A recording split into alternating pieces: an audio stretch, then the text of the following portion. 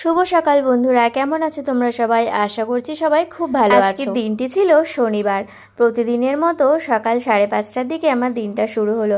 সকালবেলা উঠেই জানলাটা না খুললে না ভালোই লাগে না। সকালবেলা জানলাটা খুলে এত সুন্দর হাওয়া আসে না, বেশ ভালো লাগে। সকালের পরিবেশটা কি সুন্দর না, একদম চুপচাপ। আর আকাশটা তো খুব মেঘলা করে আছে, না জানি কখন বৃষ্টি নামে। তবে রাত্রেবেলা বৃষ্টি হয়েছিল, রাস্তাটা দেখেই বুঝতে পারছি কোথাও কোথাও জল জমে আছে, আবার রাস্তাটাও কিন্তু পুরো ভিজে আছে। আর এদিকের গাছটা বৃষ্টিতে এত সুন্দর সবুজ পাতা গজিয়েছে না, বেশ কিন্তু ভালো লাগছে। যাই তাড়াতাড়ি করে রেডি হয়ে আসি, নয়তো আবার পরে যেতে দেরি হয়ে যাবে। রেডি হয়ে এসে আবার তোমাদের সাথে কথা বলছি। তো দেখো আমি রেডি হয়ে গেছি, ঘুম ঘুম চোখে সকাল সকাল রেডি হয়ে গেছি। 5:30টার দিকে ঘুম থেকে উঠে তারপরে ব্রাশ করে আমি রেডি হয়ে গেছি। 6টা থেকে যেহেতু ক্লাস শুরু হয়, আর আমার বাড়ির থেকে যেতে বেশিক্ষণ লাগে না, ওই 10 মিনিটের মতোই লাগে। আমি তাই 5:45 দিকে বেরিয়ে যাই। পুরোপুরি 6টার থেকে আমাদের যোগা ক্লাস শুরু হয়ে যায়। তার আগেই আমাকে গিয়ে পৌঁছতে হবে, নয়তো প্রথম থেকে শুরু করতে পারবো না, লেট হয়ে যাবে। আকাশটা যেরকম করে আছে, না জানি কখন বৃষ্টি নামে। কদিন ধরে তো বৃষ্টি চলছে, তাই কদিন ধরে যাওয়া হচ্ছে না। আজ অনেকদিন বাদে যাচ্ছি, বৃষ্টি নেই। ওই 6টার দিকে যাবো, 8টার দিকে আবার চলে আসবো, এসে তোমাদের সাথে কথা হবে। দেখো বন্ধুরা, বাড়িতে চলে এসেছি, 7:30 বাজে। বলেছিলাম 8টা পর্যন্ত হবে, কিন্তু কি আর করা যাবে, বৃষ্টি যে নেমে গেছে। এই যে দেখো বাইরে কি পরিমাণে বৃষ্টি হচ্ছে। বৃষ্টিতে তাই আমাদের তাড়াতাড়ি ক্লাস শেষ হয়ে গেল, চলে আসলাম বাড়িতে। রোজ সকালবেলায় এই বৃষ্টিটা হতেই হবে, কি আর করা যাবে, বৃষ্টি তো কারো হাতে নেই।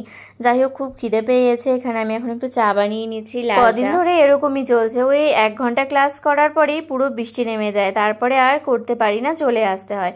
যাই হোক, এদিকে আমার এই যে চাও হয়ে গেছে। সকাল সকাল লাল চা আর এই যে বিস্কিট খেয়ে নেবো। আসলে যোগা করে আসার পরে না খুব খিদে পায়। চা খাওয়া হয়ে গেছে, প্রায় 7:45টার মতো বাজে। এদিকে মনে হচ্ছে বৃষ্টি দেখো আরো জোরে হচ্ছে। আমি জানালার সামনে দাঁড়িয়ে আছি সবজিওয়ালা দাদার জন্য। আর শনিবার করে একটা দাদা আসে টোটো করে সবজি নিয়ে, তো সবজি নেবো তাই দাঁড়িয়ে আছে। না জানি চলে এসেছে নাকি, কিন্তু যেহেতু বৃষ্টি হচ্ছে মনে হয় একটু দেরি করেই আসবে, তাই আমি এখানে দাঁড়িয়েছিলাম। যদি চলে যায়, যদি দেখতে না পারি, কারণ সবজি নিতে হবে। তারপর একটু পরেই দেখি ওই যে দাদাটা চলে এসেছে, ওখানে দাঁড়িয়ে আছে। আমি ভাবলাম যাই নিয়ে আসি।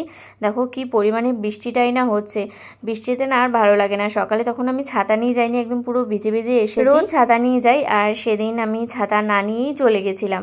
আর এই যে দেখো সবজি নিতে চলে এসেছি। কত সবজি, কি ছেড়ে যে কি নেবো বুঝতে পারি না। টোটোটার মধ্যে একদম সবজি ভরে নিয়ে এসেছে, কোথাও কিন্তু বাদ নেই। আর এদিকে বৃষ্টি হচ্ছে, তাই একদিকে পুরো ঢেকে দিয়েছে। আমারও তো সবজি নেওয়া হয়ে গেল। তারপরে এই যে এসে স্নান করে নিয়েছি, কারণ 8টা দিকে বেজে গেছে, পুজো দিতে হবে। স্নান করে যে ছাদে এসেছিলাম একটু তুলসী পাতা নিতে, কিন্তু এদিকে বৃষ্টি হচ্ছিল। ছাতাও নিয়ে এসেছি, কি বৃষ্টি হচ্ছে জানি না, এই বৃষ্টি কখন কমবে। বেশ ভালো লাগছে কিন্তু বৃষ্টিটা দেখতে। বৃষ্টির মধ্যে ছাদে হাঁটতে ভয় লাগে, যদি পিছলা করে পড়ে যাই, কারণ এই বর্ষাকালে না ছাদটা বেশ পিছলা হয়ে থাকে। এই বর্ষাকালে গাছগুলো কি সুন্দর হয়ে থাকে না, একদম সবুজ। আকাশটা পুরো একদম মেঘ, না জানি সারাদিনই মনে হয় বৃষ্টি হবে। এই বৃষ্টিতে স্নান তো করেছি আজকে, জামা কাপড় জানি না কখন মেলবো। সেই যে কবে থেকে বৃষ্টি শুরু হয়েছে, কমার আর নাম নেই, যখন তখন বৃষ্টি চলে আসে। বিশেষ করে সকালের দিকটাতে কিন্তু বেশি বৃষ্টি থাকে। কদিন থেকে এই বৃষ্টির জন্য ঠিকঠাক যোগা ক্লাসে যেতেই পারছি না।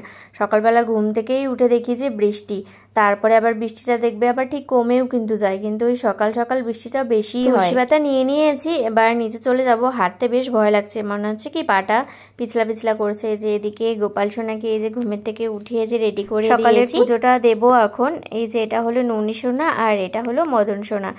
পুজো দিয়ে তারপরে এই যে পুজো তো হয়ে গেছে, এবার রান্না বসাবো। এদিকে দেখছি আজকে যেহেতু শনিবার, নিরামিষ ডাল করতে হবে। 2টো ডালের মধ্যে একটা ডালও নেই, প্যাকেট এনে রেখে দিয়েছিলাম, ঢালা হয়নি।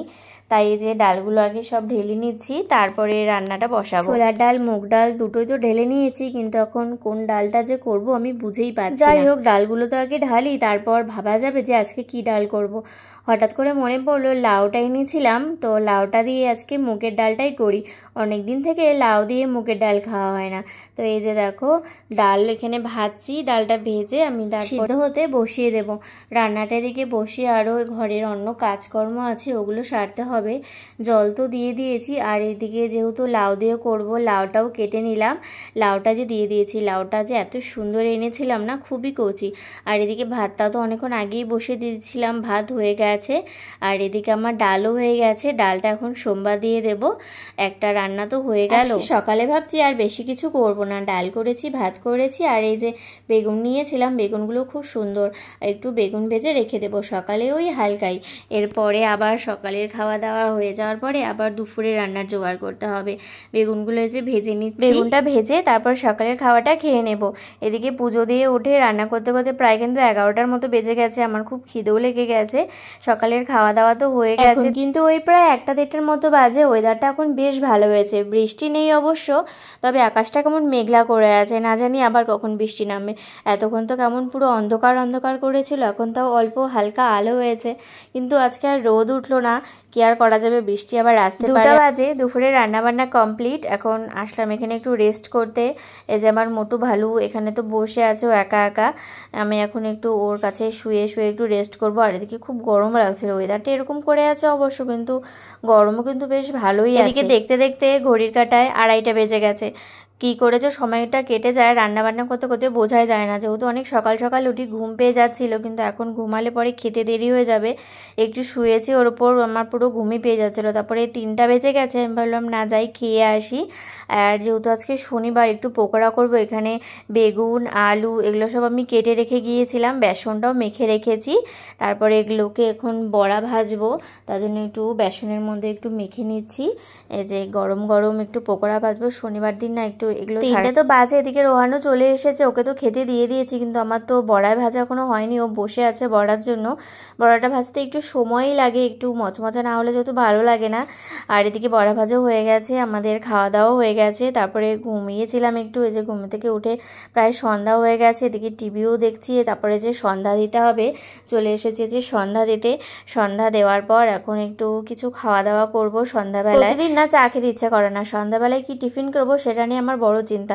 রোহান আজকে বলছে ও নাকি বলে বাটার টোস্ট খাবে। আমি তাই এই যে একটু দোকানে গিয়েছিলাম বাটার আনতে। এই যে দেখো বাটার টোস্ট, এই যে একটু পাউরুটিগুলোকে একটু ছেঁকে নিচ্ছি। একটু ছেঁকে না নিলে না ভালো লাগে না, একটু ছেঁকে নিলে একটু মচমচা হয়, তাহলে বেশ কিন্তু ভালো লাগে খেতে। খাওয়ার মধ্যে পাউরুটিগুলো ভাজতে কিন্তু খুব একটা সময় লাগে না। এই যে ছোট ছোট বাটারগুলো এনেছিলাম, এই ছোট ছোট বাটারগুলো আসার পর থেকে কিন্তু বেশ সুবিধা হয়েছে। ছোট্ট একটা খুলে গোটাটাই কিন্তু খেয়ে নেওয়া যায়। সন্ধ্যাবেলা টিফিন তো হয়ে গেল। সন্ধ্যাবেলা টিফিন খাওয়ার পর আমার মাথায় আবার চিন্তা, আবার রাত্রেবেলা কী খাওয়া দাওয়া হবে। দুবেলা আমার রান্না নিয়ে খুবই চিন্তা যে কী খাওয়া দাওয়া হবে। যাই হোক, এখনকার খাওয়াটা তো আগে করিনি, তারপরে আবার রাত্রে চিন্তা করা যায়। বাটার টোস্ট বানানো তো হয়েই গেছে, ও একদমই কম চিনি খায়, তার জন্য অল্প অল্প করে চিনি দিয়ে ওর বাটার টোস্টটা বানিয়ে দিচ্ছি। আর আমি এদিকে আমার জন্য চা বসিয়েছি। সন্ধ্যাবেলায় একটু চা না খেলে আমার আবার ভালো লাগে না। খাবে বাটার টোস্ট আর আমি খাবো চা। এই যে যার জন্য বাটার টোস্ট বানালাম হয়ে গেছে, তাকে এই যে দিয়ে দিলাম। আজকের এই ভিডিওটি তাহলে এখানেই শেষ করছি। Thank you for watching, bye bye বন্ধুরা।